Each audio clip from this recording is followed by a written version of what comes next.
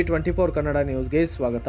ಲೋಕಸಭಾ ಚುನಾವಣೆ ಸಂಬಂಧ ಬಂದ ಅರ್ಜಿಗಳನ್ನು ಗೌಪ್ಯವಾಗಿ ಇಟ್ಟುಕೊಳ್ಳಬೇಕಾಗುತ್ತದೆ. ಈ ಬಗ್ಗೆ ಜನವರಿ 10ರಂದು ಸಭೆ ಕರೆಯಲಾಗಿದೆ. ಜಿಲ್ಲೆಯ ಎಲ್ಲ ಮುಖಂಡರನ್ನು ಕರೆದುಕೊಂಡು 2ನೇ ಹಂತದ ಸಭೆ ಮಾಡುತ್ತೇವೆ ಎಂದು ಸಚಿವೆ ಲಕ್ಷ್ಮೀ ಹೆಬ್ಬಾಳ್ಕರ್ ಮಾತನಾಡಿದ್ದಾರೆ. ಧಾರವಾಡದಲ್ಲಿ ಮಾಧ್ಯಮಗಳಿಗೆ ರಿಯಾಕ್ಟ್ ಮಾಡಿದ ಲಕ್ಷ್ಮೀ ಹೆಬ್ಬಾಳ್ಕರ್, ಲೋಕಸಭಾ ಚುನಾವಣೆ ಸಂಬಂಧ ಹಲವು ಆಕಾಂಕ್ಷಿಗಳು ಅರ್ಜಿ ಸಲ್ಲಿಸಿದ್ದಾರೆ. ಇದರಲ್ಲಿ 10 ರಿಂದ 12 ಜನ ಪ್ರಮುಖರು ಅರ್ಜಿ ಸಲ್ಲಿಸಿದ್ದು, ಹೀಗಾಗಿ ಅಳೆದು ತೂಗಿ ಆಯ್ಕೆ ಮಾಡಲಾಗುತ್ತದೆ. ಅರ್ಜಿ ಹಾಕಿದವರಿಗೆ ಟಿಕೆಟ್ ಕೊಡಬೇಕಾಗುತ್ತದೆ. ಕೆಲವೊಂದು ಸಂದರ್ಭದಲ್ಲಿ ಬೇರೆಯವರಿಗೂ ಕೂಡ ಟಿಕೆಟ್ ನೀಡಬೇಕಾಗಿದ್ದು, ರಾಜಕಾರಣ ಎಂದ ಮೇಲೆ ಇದೆಲ್ಲ ನಡೆಯುತ್ತದೆ. ಲೋಕಸಭಾ ಚುನಾವಣೆ ಸಂಬಂಧ ಸಲ್ಲಿಕೆಯಾಗಿರುವ ಆಕಾಂಕ್ಷಿಗಳ ಪಟ್ಟಿಯನ್ನು ಈಗಾಗಲೇ ಪಕ್ಷದ ವರಿಷ್ಠರಿಗೆ ಕಳುಹಿಸಲಾಗಿದೆ ಎಂದು ತಿಳಿಸಿದ್ದಾರೆ.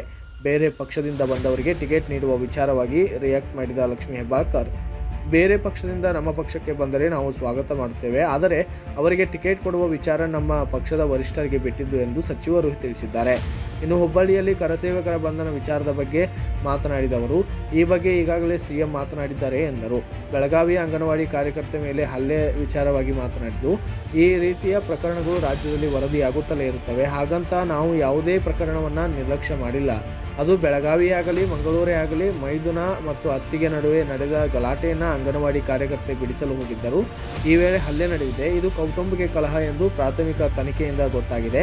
ಇದರ ಮಧ್ಯಸ್ಥಿಕೆ ವಹಿಸಲು ಹೋಗಿದ್ದ ಅಂಗನವಾಡಿ ಕಾರ್ಯಕರ್ತೆ ಮೇಲೆ ಹಲ್ಲೆ ನಡೆಸಲಾಗಿದೆ. ನಾನು ಅವರನ್ನು ಖುದ್ದಾಗಿ ಭೇಟಿಯಾಗಿ ಮಾತನಾಡುತ್ತೇನೆ. ನಂತರ ಇದು ಕೌಟುಂಬಿಕ ಕಲಹವಾಗಿದ್ದು, ಆದ್ದರಿಂದ ಇದರ ಬಗ್ಗೆ ಹೆಚ್ಚು ಪ್ರತಿಕ್ರಿಯೆ ನೀಡುವುದಿಲ್ಲ. ಈ ಪ್ರಕರಣ ತನಿಖಾ ಹಂತದಲ್ಲಿದೆ. ಜವಾಬ್ದಾರಿ ಸ್ಥಾನದಲ್ಲಿದ್ದು ಬೇಜವಾಬ್ದಾರಿ ಹೇಳಿಕೆ ನೀಡುವುದು ತಪ್ಪು ಎಂದು ಸಚಿವೆ ಲಕ್ಷ್ಮೀ ಹೆಬ್ಬಾಳ್ಕರ್ ಹೇಳಿದ್ದಾರೆ.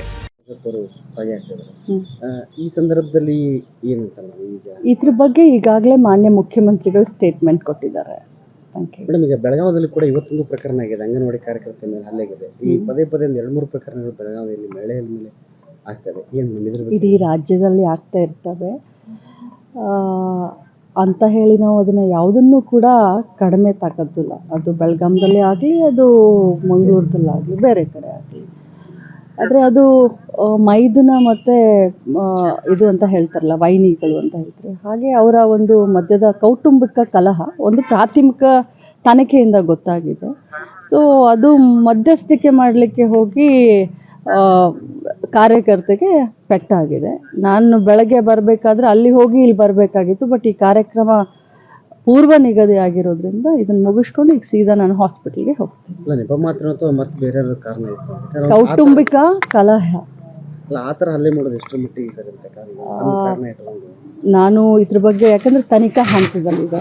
ನಾನು ಏನಾದರೂ ಸ್ಟೇಟ್ಮೆಂಟ್ ಮಾಡಿದ್ರೆ ಜವಾಬ್ದಾರಿ ಸ್ಥಾನದಲ್ಲಿದ್ದವರು ಬೇಜವಾಬ್ದಾರಿಯಿಂದ ಮಾತನಾಡ್ಲಿಕ್ಕೆ ಆಗೋದಿಲ್ಲ.